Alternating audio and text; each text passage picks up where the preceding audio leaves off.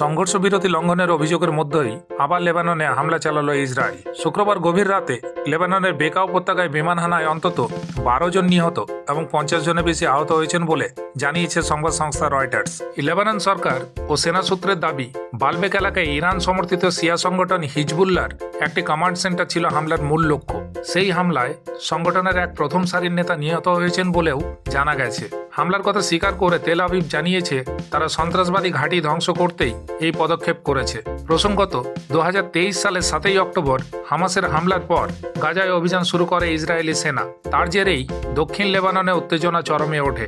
পরে আমেরিকা ও ফ্রান্সের মধ্যস্থতায় দুই পক্ষ সাময়িক যুদ্ধবিরতিতে রাজি হলেও সেই চুক্তি ভঙ্গের অভিযোগ উঠেছে বহুবার। রাষ্ট্রপুঞ্জ আগেই সতর্ক করেছিল।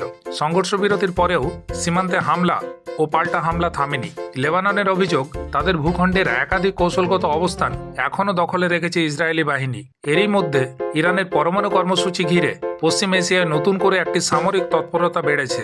এই আবহে লেবাননের সাম্প্রতিক হামলা গোটা অঞ্চলে আরও বড় সংঘাতের আশঙ্কা বাড়াচ্ছে। অবশ্য এ বিষয়ে আপনি কি মনে করেন? আপনার মতামত অবশ্যই কমেন্ট বক্সে জানান।